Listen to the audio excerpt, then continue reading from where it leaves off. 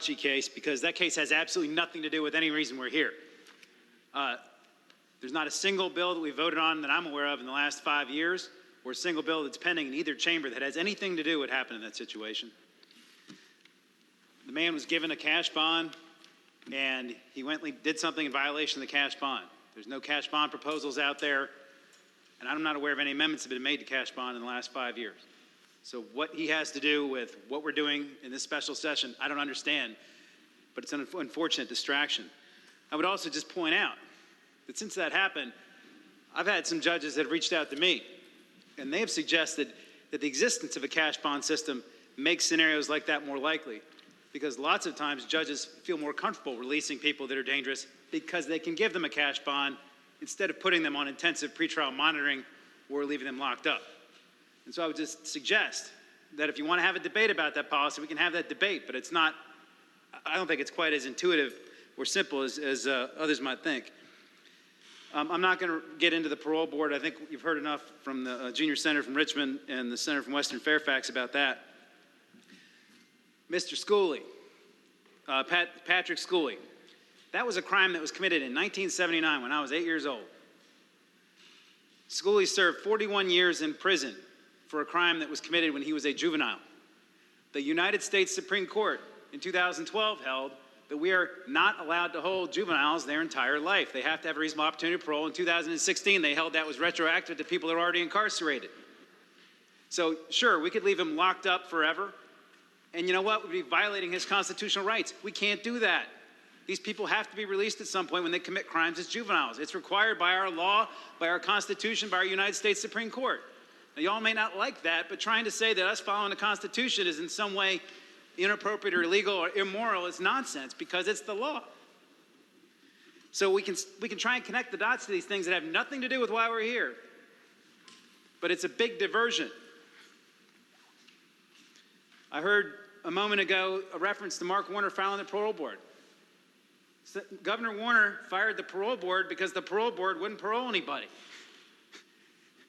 They were a bunch of Gilmore holdovers, and they wouldn't parole anyone. That's why the board got fired. It wasn't because they were releasing too many people or anything that the senator from Rockingham insinuated has anything to do with what this board's about.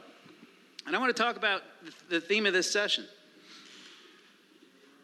Yesterday, the Senate Judiciary Committee referred to finance, a very significant criminal justice reform bill, or actually a policing reform bill. Much of the stuff, probably, depending on how you count, but some of the major reforms that were contained in that legislation were requested by law enforcement. Requested by law enforcement because they want to raise the standards in this state, because they want to be able to root out bad apples, because they want to be able to do something about police officers that they can't get rid of. We've had systems in this Commonwealth been in place for a long time that prevent bad apples from being thrown out. All they do is go from department, department, department, department. And trying to suggest that a bill that is going to improve the quality of policing, trying to professionalize our police, trying to get all these agencies to become accredited so they will live by the standards that professional police departments live by, is not in some way anti-victim or anti-law and order, or in some way going to put anybody in danger. It's going to make everybody safer. That's what all this is about. And the only people that are talking about defunding the police are people in the minority party. We're not talking about that. That's not our agenda. Now, you can keep beating that horse, but that's not what this is about. And in terms of notice, our caucus put out a press release describing exactly what our proposal was from end to end on June the 26th. That's now been pending for nearly 2 months. We've had, I think, 3 public hearings.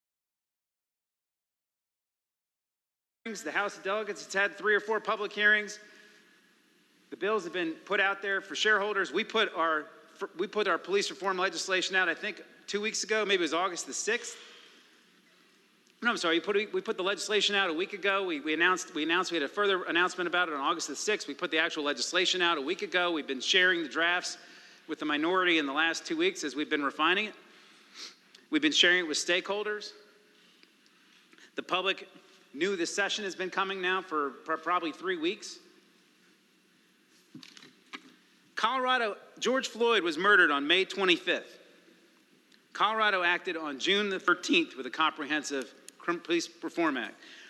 The governor of Arkansas acted on June the 9th. The governor of California acted on June the 9th. Connecticut acted on June 15th. Iowa adopted comprehensive legislation June 12th. Minnesota on June 21. New Jersey on June the 5th. And there are dozens of cities that have enacted reforms. We were late to this party, folks. And anybody that says they're surprised or that there's some shock that we're doing this hasn't been paying attention. And this is the last thing I would say before we continue to dive into this for the next week or two or three or whatever, is as we could, I'm sure we're going to continue to hear about horrible scenarios or people that have done bad things. I just want the body to remember that we've been down this path before. When I was in high school, we went down this path. We went down this path back in the 1980s and probably many times before I was paying a lot of attention. I just want everybody to remember that when Lee Atwater was on his deathbed, when Lee Atwater was dying, there's one thing he did. He called up Michael Dukakis and he apologized. So just think real careful before we go and get out there and try and turn these criminal cases, all these random criminal cases, into something about what we're here for today.